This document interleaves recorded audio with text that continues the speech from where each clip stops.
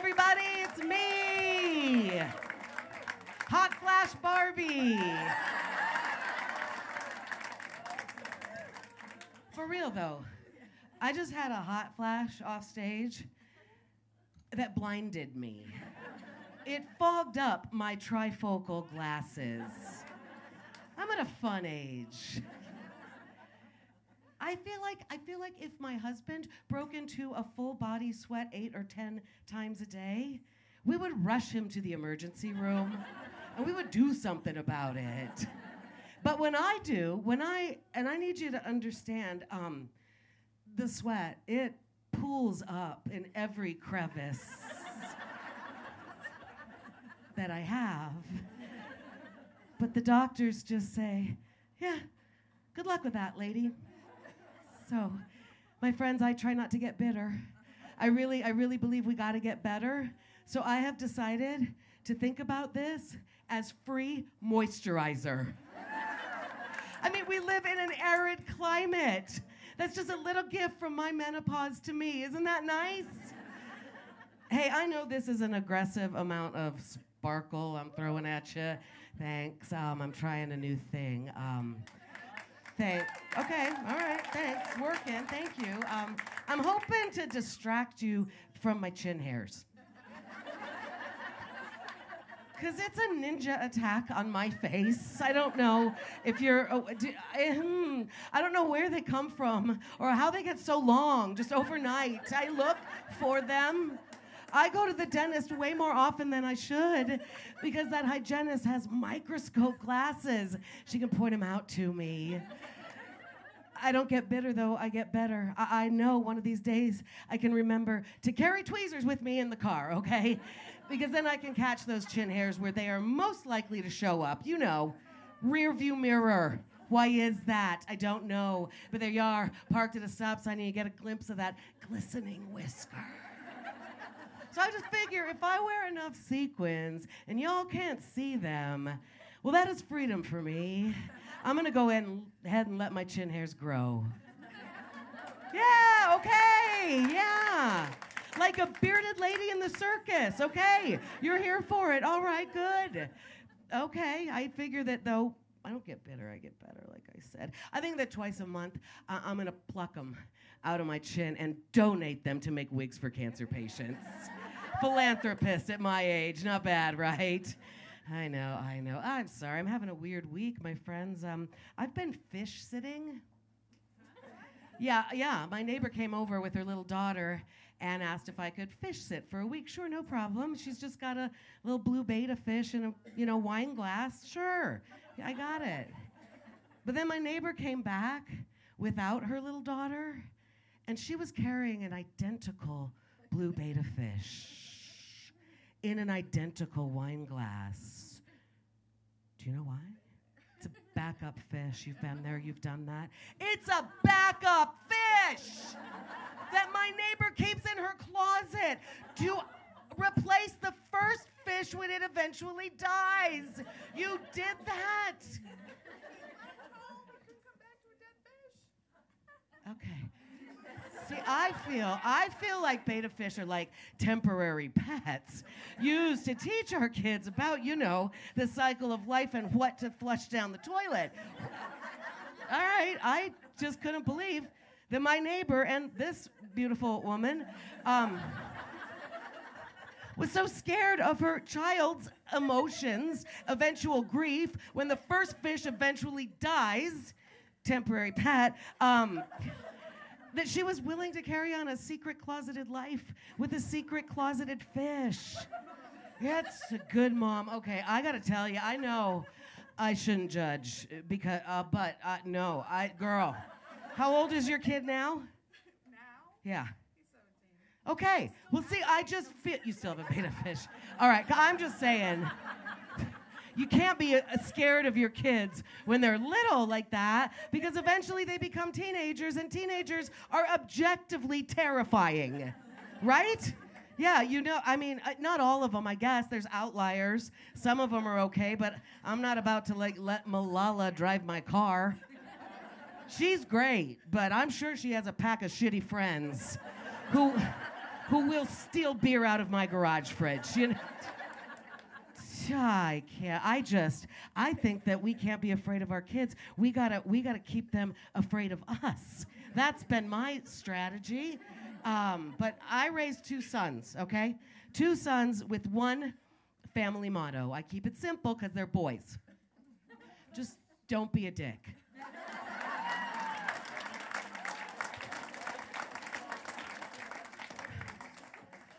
But I meant it, okay? I mean, refrigerator magnets, don't be a dick.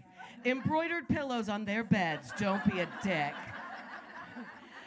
I used to whisper it to them instead of lullabies. Like, don't be a dick. And they're doing pretty well. I mean, you know what? They both turned out to be a couple of dicks, to tell you that it's just hard, you know? My son at one point had 44 missing assignments in his trigonometry class. Yeah, and when I ask him why, baby, why the 44 missing assignments? When he says, I don't know, he is not lying. Truly doesn't know. They're so stupid. So stupid. It's not their fault, you know? Their frontal lobes haven't formed. Mr. 44 missing assignments just never misses an opportunity to tell me how lame I am. It's just a lot of, Mom, why do you live in this dumb house? Mom, why don't you ever do anything interesting with your life? Heard that this afternoon? And what was your response? Because of you! Don't be a dick! I'm sorry, I don't mean to judge. Parenting, obviously, parenting isn't a competition.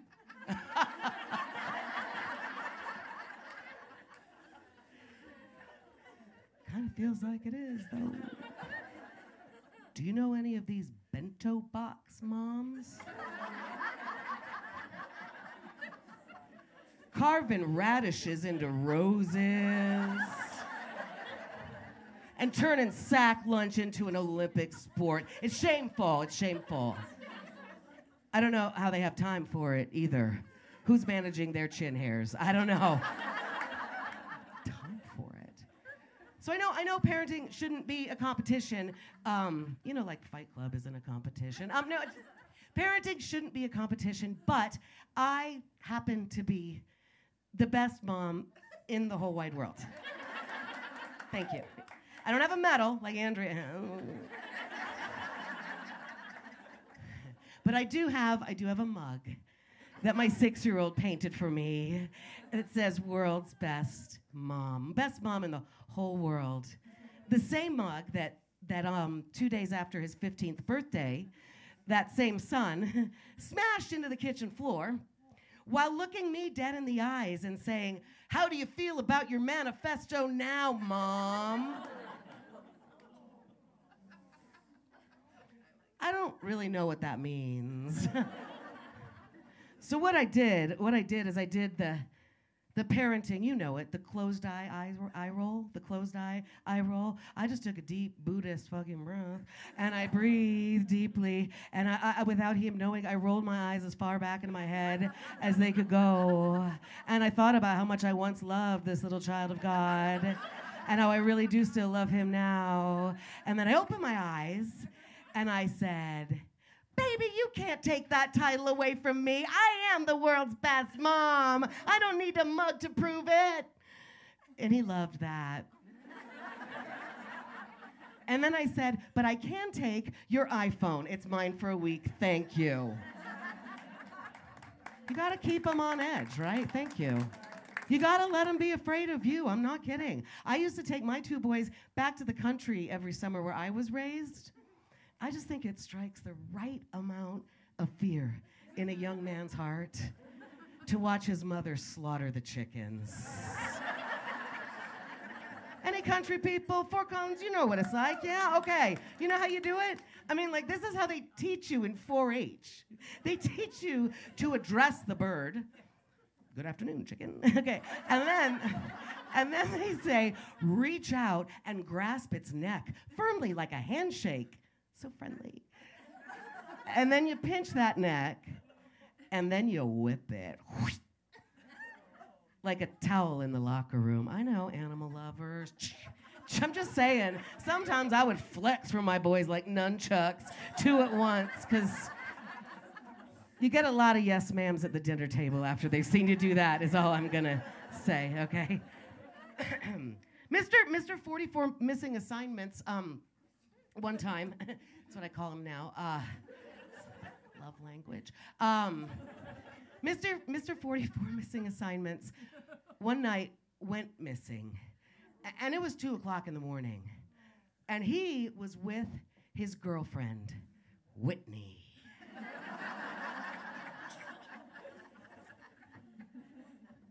Do y'all know this chick? I feel like you know her. I mean, she's great. She's the kind of girl you want for your son, you know, when he's in high school. She's beautiful and smart and full of life and zest and enthusiasm for things like eating a popsicle. Just seeing the way she gives herself over to it in my backyard. Well, okay. We took Whitney, sweet Whitney. We took Whitney out to dinner for her 18th birthday, and I got to see this little girl eat lobster for the very first time. That's an experience, isn't it? And yeah, as we were walking into the restaurant, she saw the tanks, and she said, "Wow, those things are funny looking. Why would I put that thing in my mouth, you know?"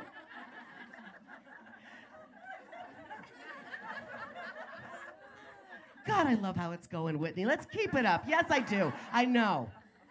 But no. Then I saw her try it. I saw her suck the butter out of the meat of the lobster, and she said, "Ooh, this is really delicious.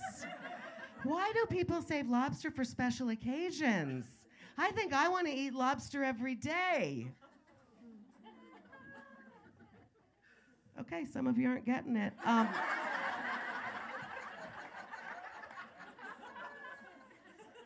Whitney plays harmonica in an indie band, okay? Musicians in the house? I have seen what this chick can do with her tongue, okay? And it makes me very uncomfortable as his mother. And also, mad respect, Whitney. I am taking notes.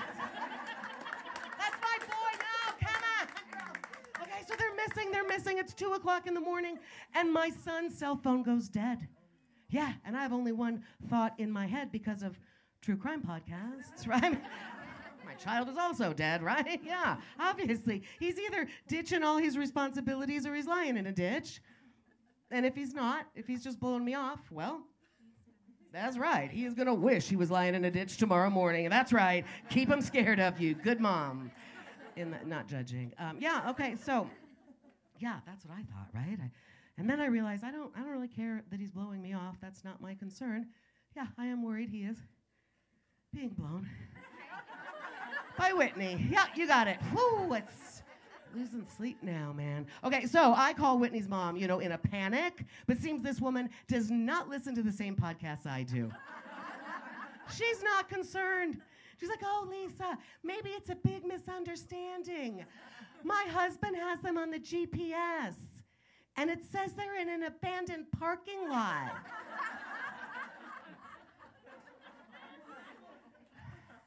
What could they be doing there, Lisa? What could be open there at 2 in the morning? Oh, you stupid bitch.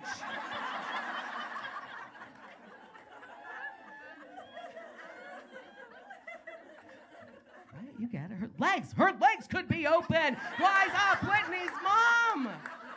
Oh my God, you gotta stay frosty with these teenagers. Honest to God, it's like having 2 new people living in your house, isn't it? Honestly, I tell people I'm a new mom because the people that I brought home with such love and joy and hope, you know, they're gone. I mean, really, just switched in the night.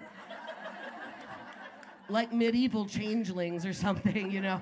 And you just wake up one morning and it's like they're versions of the children you once knew and loved, just uglier, hairier, smellier, just douche baggier versions.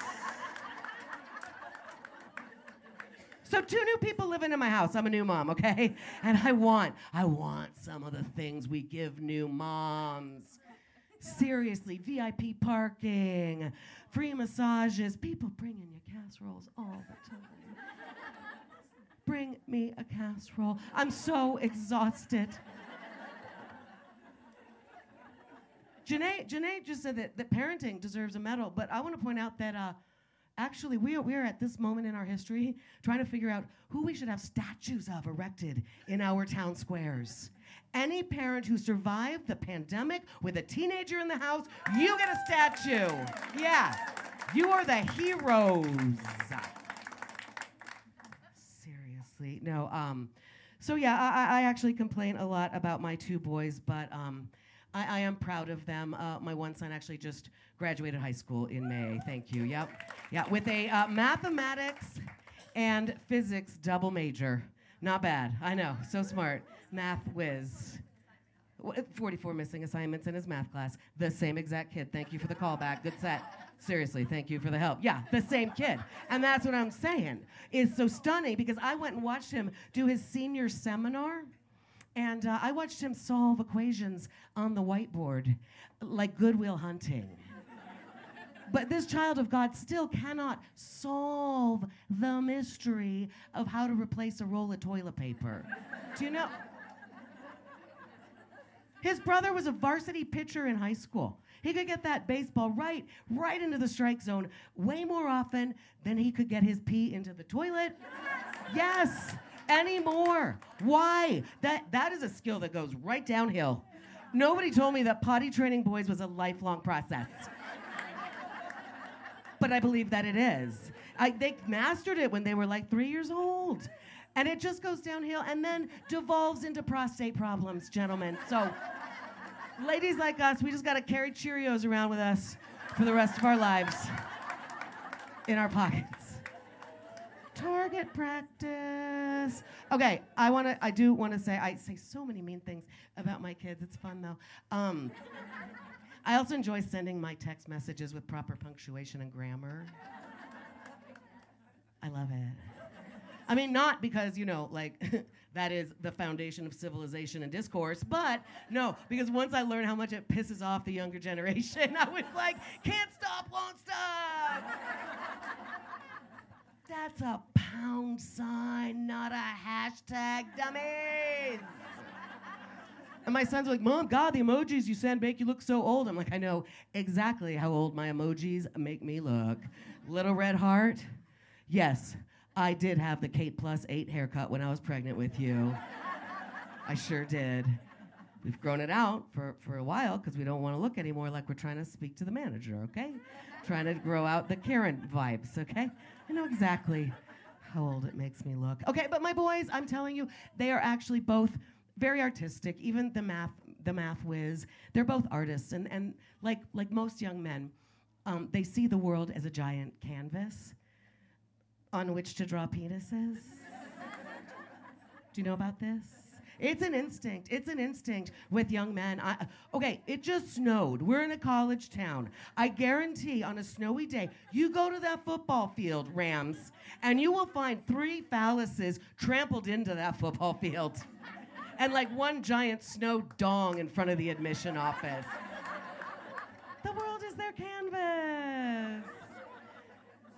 It was a difficult day when I realized I had to amend the family motto, don't be a dick and don't send a dick pic.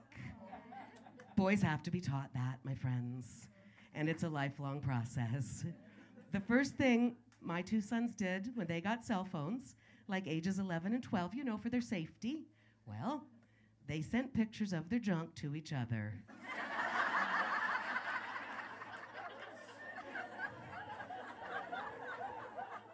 From their adjacent bedrooms in our home, okay? So they have to be taught that. No, I am very proud of them. They actually are both artists, God bless them. And what they do is they take beautiful, artistic Polaroid pictures, because they're hipsters like that, Polaroid pictures of their shits in the toilet. I don't think they're afraid enough of me, if you think about it. God.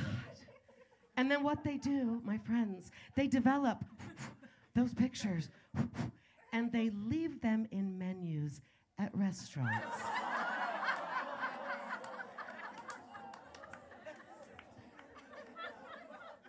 My boys. I'm so proud. I am just saying, tonight and always, can we agree? Let's don't get bitter, let's get better. Tip your servers well, because that is the literal shit they have to put up with, my boys. Yeah, give it up for your servers. I'm Lisa Lane. Thank you, everybody.